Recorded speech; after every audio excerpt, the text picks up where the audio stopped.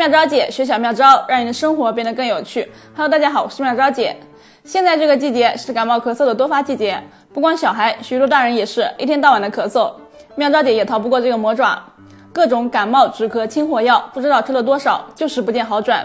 邻居家奶奶看见后就告诉我，用大蒜、冰糖煮水喝上几碗，保证有效。奶奶还告诉我，她家老伴也是咳来咳去了好多年，就是靠这个方法治好的。妙招姐试后，果不其然，效果立竿见影。所以今天妙招姐就来和大家分享这个治疗感冒咳嗽的小妙招。方法非常简单，我们先准备7到8瓣已经剥好的大蒜，小孩子的话只要2、3瓣就可以了。我们现在用刀将大蒜拍碎，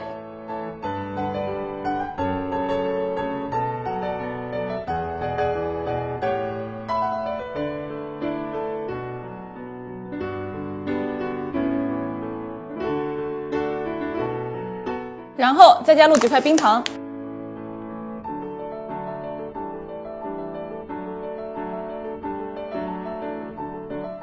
最后加入适量的清水。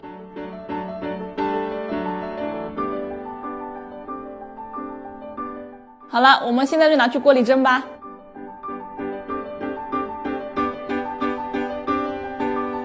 蒸的时候要注意，找个小碟子将碗盖上，防止蒸的时候锅盖上的水滴进去。我们大火烧开后，改小火蒸10到15分钟，煮到水发白就可以了。蒸好后，大蒜不用吃，只喝水就可以了。每天2到3次，1次小半碗就可以，喝完立竿见影。很多人会问，为什么这个效果会这么好？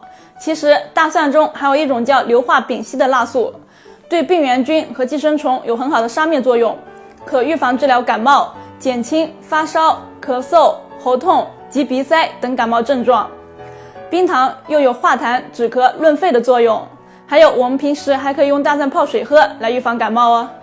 那么今天的妙招分享就到这里了，赶快把这个妙招分享给你的家人和朋友吧，这样可以帮助更多的人哦。